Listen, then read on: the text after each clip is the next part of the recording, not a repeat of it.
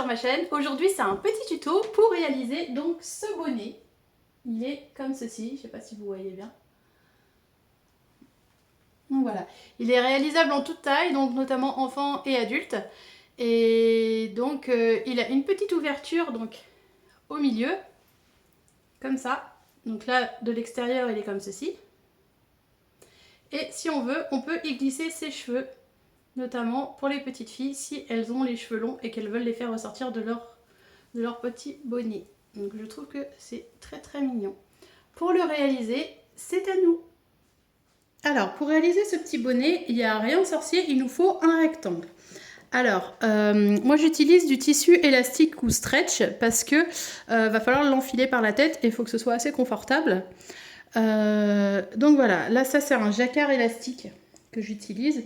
Vous pouvez très bien utiliser du jersey, vous pouvez utiliser du sweat, du moment que c'est un petit peu élastique et que vous pouvez l'enfiler facilement par la tête.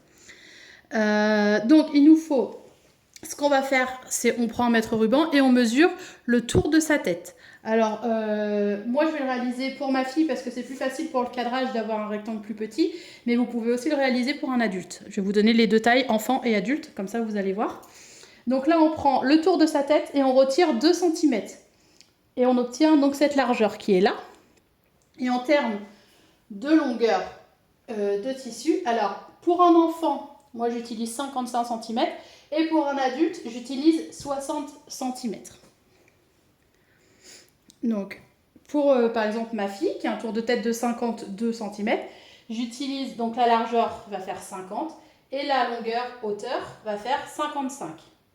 Pour moi qui suis une adulte, j'ai un tour de tête de 56, donc j'ai pris une largeur de 54, et je retire 2 cm, et en hauteur je suis à 60. Voilà, donc après l'assemblage c'est le même que ce soit pour un enfant ou un adulte, je vais vous montrer ça tout de suite.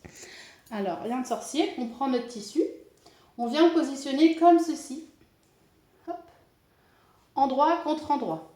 Et on va venir faire une couture ici, à 1 cm du bord, donc prenez un point zigzag ou la surjeteuse si vous en avez une. Et on laisse une ouverture ici, par exemple. On laisse une ouverture à un endroit. Donc, point d'arrêt, hop, on fait un point d'arrêt là, on laisse une ouverture, point d'arrêt, couture zigzag, et on revient ici. Ou alors surjeteuse, on laisse une ouverture, surjeteuse. On commence par faire cette étape-là. Alors, j'ai fait ma couture tout le long en laissant une ouverture. Maintenant, ce que je vais venir faire, c'est très simple. Alors, il faut marquer le milieu des deux côtés, en haut et en bas. Et cette partie-là, on va venir la mettre ici. Comme ça, on prend ici et on vient le mettre là. Donc ce que je fais, c'est que je mets une épingle pour commencer.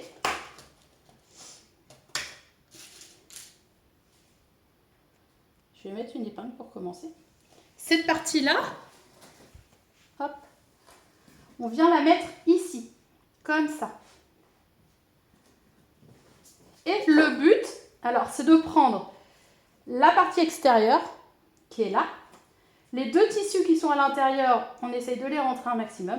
On prend le dernier, la dernière partie, et on va les mettre comme ça. Hop. Donc on épingle bien. On laisse pour l'instant le tissu à l'intérieur. Et quand on va tourner sur la surjeteuse, ou sur la machine à coudre, c'est comme vous voulez, quand on va tourner, eh bien, le tissu va venir se placer automatiquement. Donc là, pour l'instant, on commence ici et je vais vous montrer au fur et à mesure avec la machine comment on tourne notre bonnet pour pouvoir coudre également l'intérieur. Donc là, pour l'instant, on a juste épinglé la première couche et la dernière couche. Les deux autres couches sont à l'intérieur.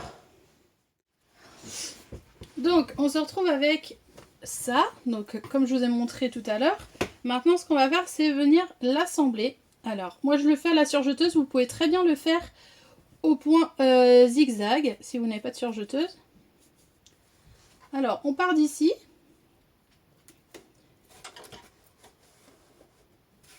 Et on commence. Alors, tout doucement, ça sert à rien d'aller vite. On enlève les aiguilles au fur et à mesure. On aligne bien.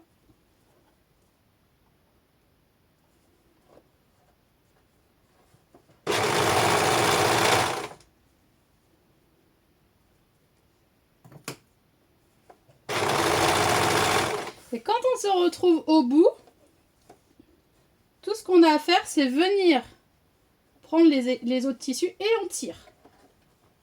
On tire. On continue de tirer.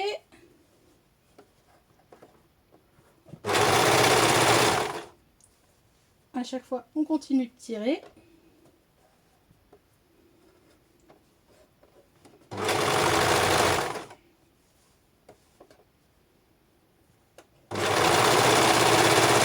Alors surtout ne tirez pas trop un tissu et pas beaucoup l'autre parce que vous allez être décalé.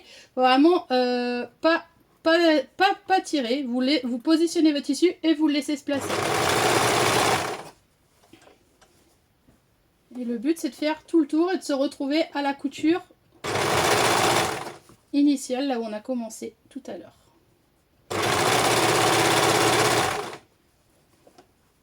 Là, je me retrouve à ma couture initiale. Hop, j'aligne bien.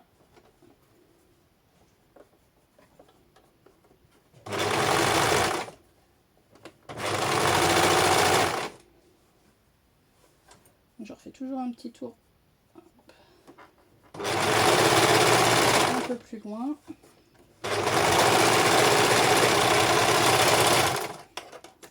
Et voilà, je me retrouve avec tout le tour de fait. Maintenant, ce qu'il me reste à faire, c'est prendre l'ouverture et venir retourner mon bonnet. Donc, on le fait tout doucement.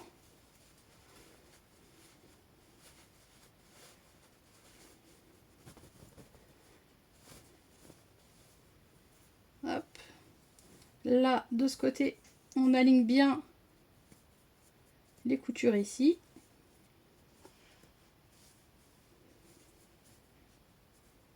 On va venir couper les excès de fil si on a. Normalement, il n'y en a pas.